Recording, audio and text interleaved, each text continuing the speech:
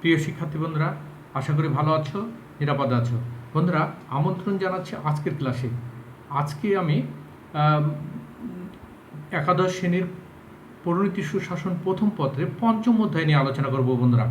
বন্ধুরা, পঞ্চম অধ্যায়ে যা আছে তা হচ্ছে আলোচ্য বিষয় আছে আমাদের নাগরিক অধিকার, কর্তব্য এবং মানবাধিকার। নিশ্চয় তোমরা গত ক্লাস পর্যন্ত ম্যাডামের ক্লাসে তোমরা অংশগ্রহণ করেছো এবং পাঠগুলো কমপ্লিট করেছো। বন্ধুরা, আজকে আমরা নতুন অধ্যায় শুরু করছি, পঞ্চম অধ্যায়। এইটা আমাদের অর্ধবার্ষিক পর্যন্ত শেষ অধ্যায়। অর্ধবার্ষিক এই পর্যন্ত আমাদের অর্ধবার্ষিক পরীক্ষা হবে। বন্ধুরা, নাগরিক অধিকার, কর্তব্য এবং মানবাধিকার। আজকে আমরা নাগরিক অধিকার নিয়ে কথা বলবো।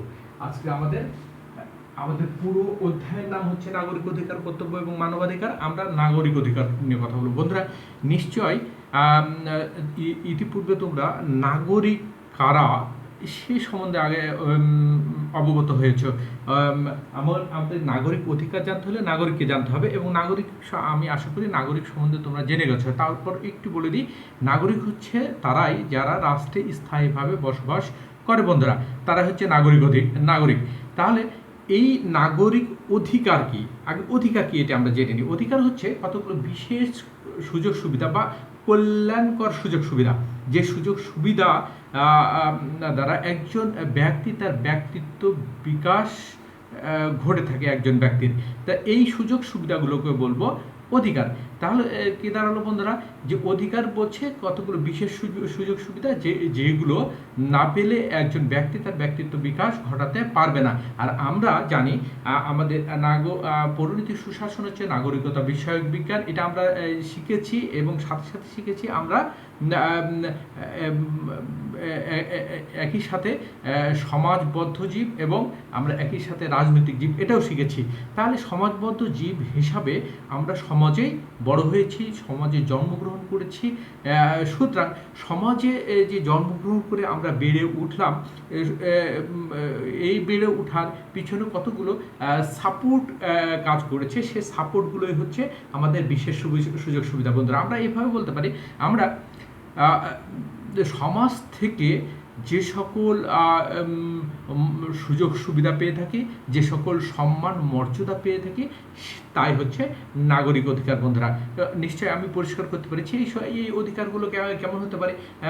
আমাদের চলাফেরার অধিকার, আমরা সমাজে স্বাধীনভাবে চলাফেরা করতে পারছি, আমরা সমাজ থেকে শিক্ষা গ্রহণ করতে পারছি, সমাজে কর্মের অধিকার আছে, এগুলো আমাদের সুযোগ সুবিধা। বন্ধুরা, এই সুযোগ সুবিধাগুলো না থাকলে আমরা আমাদের জীবনকে পরিপূর্ণ করতে পারবো না। বন্ধুরা, এইগুলো হচ্ছে অধিকার। তাহলে আমরা যেইটুকু শিখলাম, এইখান থেকে আমরা বলতে পারি অধিকারগুলো হচ্ছে সমাজই সৃষ্টি করছে, সমাজ থেকে আমরা পেয়ে থাকছি, এবং সমাজ তার সংরক্ষণ করছে। বন্ধুরা, এখন আমরা দেখব নাগরিক অধিকার সম্বন্ধে যেসব মনীষী বা দার্শনিক বা সমাজ বিজ্ঞানী আমাদেরকে একে সংজ্ঞায়িত করার চেষ্টা করেছেন, তাদের কথা বলবো। বন্ধুরা, তাদের মধ্যে অধ্যাপক লাস্কি যে কথাটা বলছেন, তিনি বলছেন অধিকার হলো সমাজ জীবনের সেই সকল শর্তাবলী যা ব্যতীত ব্যক্তিত্বের পূর্ণ বিকাশ সম্পূর্ণ করতে পারে না। আমি যে কথাটা ভূমিকাতেই বলছিলাম বন্ধুরা, হচ্ছে যে এমন কতগুলো সুযোগ সুবিধা যা ব্যতীত একজন ব্যক্তি অর্থাৎ মানুষ তার পরিপূর্ণ বিকাশ ঘটাতে পারবে না। যদি তার খাবারের সুযোগ সুবিধা না থাকে, যদি তার কর্মের সুযোগ সুবিধা না থাকে, তাহলে সেই মানুষ পরিপূর্ণ জীবন লাভ করতে পারে না বা তাকে বিকাশ করতে পারবে না। সেই কথাটি লাস্কি আমাদেরকে বোঝাতে চেয়েছেন। টি.এস. গ্রিন বলছেন অধিকার হচ্ছে সেসব বাহ্যিক অবস্থা যা মানসিক পরিপুষ্ট সাধন করে থাকে বা উৎকর্ষ সাধনের জন্য প্রয়োজন। মানুষের উৎকর্ষ সাধন বলছে বাহ্যিক অবস্থা, যা আমরা সরাসরি সমাজ থেকে সেই সকল সুযোগ সুবিধা পেয়ে থাকি, যেগুলো ছাড়া আমার পরিপূর্ণতা বা আমার উৎকর্ষতা বা আর্থিক উন্নয়ন করতে পারি না। এই সকল সুযোগ সুবিধাকে বলছে অধিকার। এইটা হচ্ছে টি.এস. গ্রিনের কথা, আমার কথা না। বন্ধুরা, বোসাঙ্কুয়েট বলছেন অধিকার হলো এমন দাবি, বোসাঙ্কুয়েট বলছেন এমন দাবি এটা যা সমাজ কর্তৃক স্বীকৃত এবং রাষ্ট্র কর্তৃক প্রযুক্ত।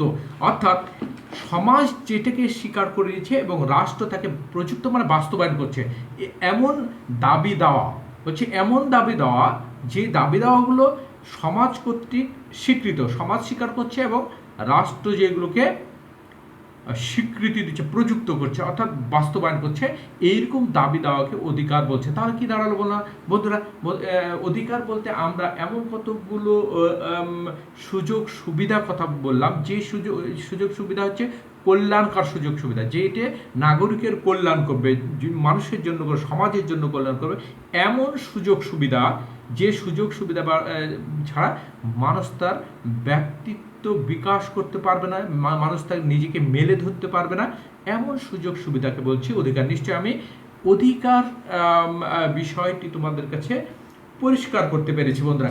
এবার আমরা চলে যাব অধিকারটা কেমন হতে পারে, কত রকম হতে পারে। আমি এখানে লিখে রেখেছি অধিকার দুই প্রকার। এক, লিগ্যাল অধিকার, একটা মোরাল অধিকার, অর্থাৎ নৈতিক, মোরাল হচ্ছে নৈতিক অধিকার, আর একটি হচ্ছে লিগ্যাল অধিকার, অর্থাৎ আইনগত অধিকার। অধিকার দুই প্রকার। নৈতিক অধিকার কি? যে অধিকারটা মানুষের যুক্তি বা নৈতিকতা থেকে উৎপত্তি লাভ করে, যুক্তির জায়গা থেকে, ন্যায়বোধের জায়গা থেকে এবং উৎপত্তি লাভ করে, এইরকম অধিকারকে নৈতিক অধিকার বলছে। বন্ধুরা, এই নৈতিক অধিকার আমাদেরকে পালন করতে হয়, কিন্তু পালন না করলে রাষ্ট্র আমাদেরকে পানিশমেন্ট বা শাস্তি দিতে পারে না, এরকম অধিকারগুলোকে নৈতিক অধিকার বলে। তবে এইটা না পালন করলে সমাজ আমাদেরকে বাঁকা চোখে থাকে বা ঘৃণা চোখে থাকে, এরকম। যেমন ধরো, ভিক্ষুককে ভিক্ষা দান করা, এটা নৈতিক অধিকার আমাদের। একটা দুস্থ মানুষকে সহযোগিতা করতে হবে, এগিয়ে যেতে হবে, তার সমস্যাগুলো সমাধান করতে, এইরকম অধিকারগুলোকে আমরা নৈতিকতার জায়গা থেকে আমরা পালন করে থাকি। এগুলো আমরা পালন করলে সমাজ আমাদেরকে ভালো করে দেখে, আর না করলে রাষ্ট্র আমাকে পানিশ করতে পারে, এইরকম অধিকারগুলোকে আমরা বলবো নৈতিক অধিকার। আরেকটি হচ্ছে আইনগত অধিকার, আইনগত লিগ্যাল অধিকার, যে অধিকারগুলো সমাজ স্বীকার করছে এবং রাষ্ট্র সেগুলোকে প্রযুক্ত করছে, অর্থাৎ বাস্তবায়ন করছে, এমন অধিকারগুলোকে আমরা বলবো আইনগত অধিকার। বন্ধুরা, এই অধিকারটা যদি আমরা পালন না করি, ভায়োলেট করি, তাহলে রাষ্ট্র আমাকে পানিশমেন্ট করবে, অর্থাৎ আমাকে শাস্তি দেবে। এইরকম অধিকারগুলো বলছে আইনগত বা লিগ্যাল অধিকার। যেমন বন্ধুরা, যে আমরা যদি আইন ভঙ্গ করি, তাহলে আমাকে পানিশ করবে, আমি বিশৃঙ্খলা সৃষ্টি করি, আমাকে পানিশ করবে। আমরা দেখে নেব এই আইনগত অধিকারগুলোর মধ্যে যেগুলো পড়বে সামাজিক অধিকার। আমরা জানি আমরা সমাজবদ্ধ জীব, সমাজেই বসবাস করছি, সমাজে আমরা বড় হয়েছি। তাহলে এই সমাজে বড় হতে গিয়ে আমরা স্বাধীনভাবে চলাফেরা করছি, সমাজ থেকে আমরা শিক্ষা গ্রহণ করছি, সমাজে আমাদের চুক্তি করার অধিকার আছে, সমাজে আমাদের পরিবার গঠনের অধিকার আছে। এই অধিকারগুলো বন্ধুরা সামাজিক অধিকার। আমার সম্পত্তি রক্ষার অধিকার আছে, এগুলো সামাজিক অধিকার বন্ধুরা। এবার আছে রাজনৈতিক অধিকার। রাজনৈতিক অধিকার কি? আমরা একই সাথে আমরা জেনেছি, এই বিজ্ঞানটা পড়তে এসে আমরা একই সাথে সামাজিক জীব এবং রাজনৈতিক জীবও বটে। সুতরাং রাজনৈতিক জীব হিসাবে একটি রাষ্ট্রের মধ্যে আমাদের কতগুলো অধিকার আমরা বোধ করি, এই অধিকারগুলোকে আমরা রাজনৈতিক অধিকার বলবো। যেমন ভোটাধিকার, ভোট দেওয়ার অধিকার। আমার ভোট দেওয়ার অধিকার, আমি যখন প্রাপ্তবয়স্ক 18 বছর হয়েছি, তখন আমরা ভোট দিতে পারবো বন্ধুরা। ভোট, নির্বাচন করার অধিকার, নির্বাচিত হওয়ার অধিকার, রাষ্ট্রের মধ্যে সরকারি চাকরি পাওয়ার অধিকার, এগুলো হচ্ছে আমাদের রাজনৈতিক অধিকার বন্ধুরা। নিশ্চয়ই পরিষ্কার হয়েছে। এবার আমরা চলে যাচ্ছি অর্থনৈতিক অধিকার। অর্থনৈতিক অধিকার, আমরা জীবনযাপন করতে হলে অবশ্যই আমাদের অর্থের দরকার আছে, অর্থাৎ সমাজে আমাদেরকে মর্যাদার সাথে বাঁচতে হলে আমাদের অর্থের প্রয়োজন। সেই অধিকারগুলো, ওই অর্থের উপার্জনের অধিকারগুলো হচ্ছে অর্থনৈতিক অধিকার। যেমন আমাদের কাজ করার অধিকার আছে, থাকতে হবে, আমাদের ন্যায্য মজুরি পাবার অধিকার থাকতে হবে, চাকরি করার অধিকার থাকবে। এই অধিকারগুলো হচ্ছে বন্ধুরা অবশ্যই অর্থনৈতিক অধিকার। ধর্মীয় অধিকার, একটি সমাজে বিভিন্ন ধর্মের মানুষ বসবাস করবে, সেই ধর্ম প্রত্যেকেই নিজ নিজ ধর্ম পালন করার অধিকার থাকতে হবে, এটি হচ্ছে ধর্মীয় অধিকার বন্ধুরা। সাংস্কৃতিক অধিকার, প্রত্যেকটা মানুষের, প্রত্যেকটা সম্প্রদায়ের, প্রত্যেকটা জাতির নিজস্ব একটা সংস্কৃতি আছে এবং সেই সংস্কৃতিকে লালন পালন করা, ধারণ করা প্রত্যেকেরই স্বাধীনতা থাকতে হবে। ভাষা, আমরা বাংলা ভাষাভাষী মানুষ, বাংলা ভাষায় আমি কথা বলবো। আমাদের কৃষ্টি কালচার আলাদা, সেগুলো আমরা পালন করব। যেমন ধরো বৈশাখ, আমরা বাঙালি হিসেবে বৈশাখ পালন করছি, এগুলো আমাদের সাংস্কৃতিক অধিকার বন্ধুরা। তাহলে আমি নিশ্চয়ই পরিষ্কার করতে পেরেছি আমাদের আইনগত অধিকারগুলো কোনগুলো বন্ধুরা, অবশ্যই তোমরা পরিষ্কার হয়েছো। এবার আমরা চলে যাবো যে এই যে আমরা বলছি আমাদের বিশেষ সুযোগ সুবিধা আমরা সমাজ থেকে রাষ্ট্রের কাছ থেকে পাচ্ছি, সমাজ থেকে পাচ্ছি, এইগুলো আমরা কিভাবে রক্ষা করব, অর্থাৎ এর পিছনে যে সাপোর্টটা, এগুলোকে ভোগ করার জন্য, অধিকার ভোগ করার জন্য কারা আমাদেরকে সহযোগিতা করছে, কোন কোন সেক্টর সহযোগিতা করছে, সেগুলো নিয়ে আলোচনা করবো বন্ধুরা। এটাকে বলা হয় অধিকারের রক্ষা কবচ, অর্থাৎ অধিকারের পাহারাদার আমরা বলতে পারি এটাকে। আইন আমরা জেনেছি বন্ধুরা, তৃতীয় অধ্যায়ে আমরা জেনেছি আইন হচ্ছে কতগুলি বিধিবিধান, যে বিধিবিধানগুলো আমাদের অধিকার এবং স্বাধীনতাকে পাহারা দেয় বন্ধুরা। আমাদের আইন আছে বলেই আমাদের অধিকারগুলো আমরা ঠিক মতো ভোগ করতে পারছি। যেমন ধরো তোমরা বন্ধুরা রাস্তায় চলাফেরা করছো, কলেজে আসছো, সেইখানে তুমি রাস্তাতে নির্বিঘ্নে চলাফেরা করছো, কেন তোমাকে পাহারা দিচ্ছে আইন, বাংলাদেশের আইন পাহারা দিচ্ছে। কেন? যদি আইন পাহারা না দিত তাহলে তুমি নির্বিঘ্নে কলেজে আসতে পারতে না, ছিনতাই হতো, রাহজানি হতো, ইফটিজি হতো বিভিন্নভাবে। সুতরাং যে ছিনতাই করবে সে জানে যে এই আইন ভঙ্গ করলে তাকে পানিশমেন্ট হবে, সেই ভয়ই তোমাকে সে ডিস্টার্ব করছে না। সুতরাং তুমি নির্বিঘ্নে চলে আসছো বন্ধুরা কলেজে। গণতন্ত্র, আমরা গণতন্ত্র শিখেছি। গণতন্ত্র কি? গণতন্ত্র হচ্ছে জনগণের সম্মতির উপর প্রতিষ্ঠিত সরকারকেই বলছি আমরা গণতান্ত্রিক সরকার।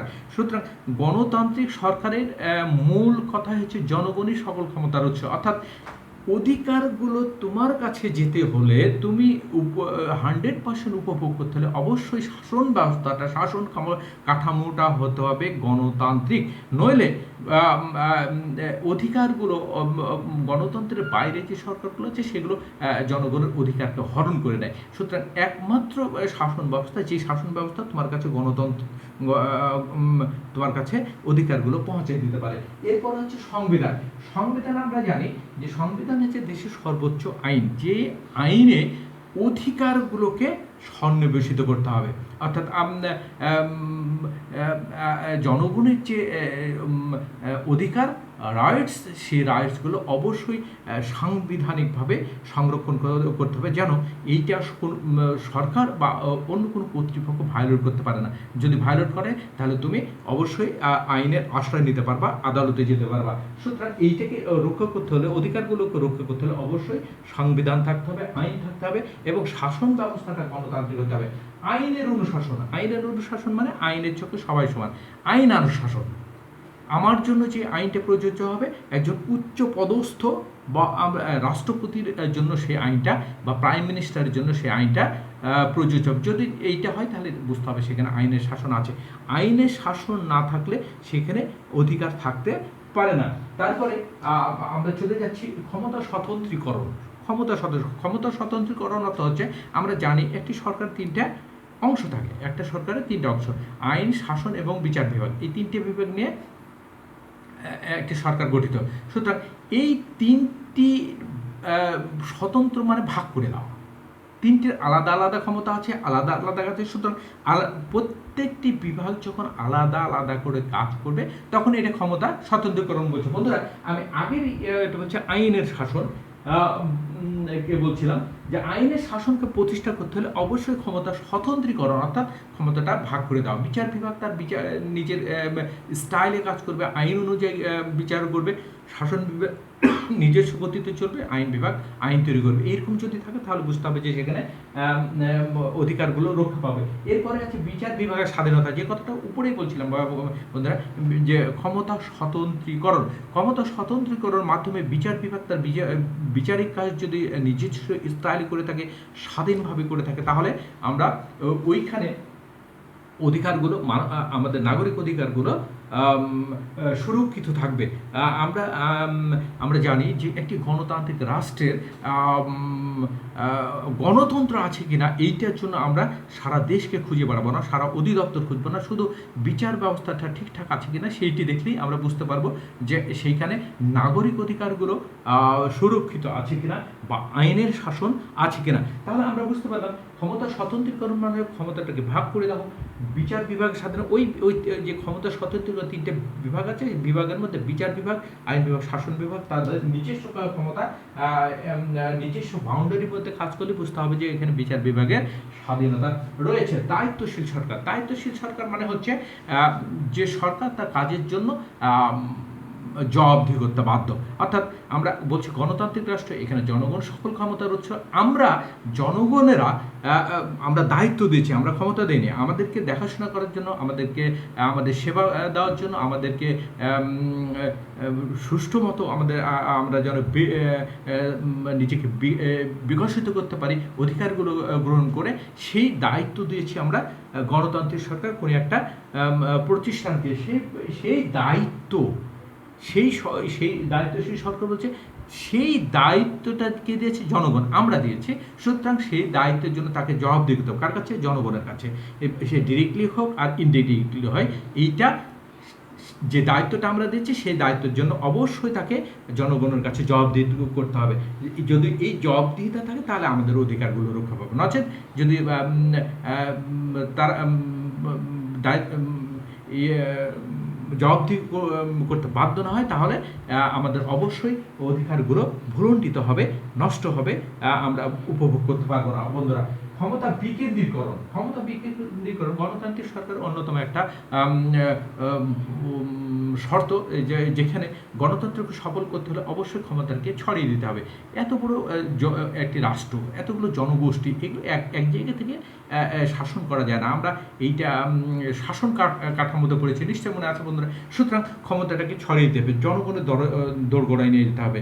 যেহেতু জনগণকে নিশ্চিত করতে চায় অধিকারগুলো, সুতরাং ক্ষমতা যদি ছড়িয়ে না দেওয়া যায়, এক জায়গায় কেন্দ্রীভূত হয়, তাহলে সম্ভব না। বন্ধুরা, আমি নিশ্চয় পরিষ্কার করতে পেরেছি আজকে যে আমাদের পাঠদান ছিল নাগরিক অধিকার সম্বন্ধে।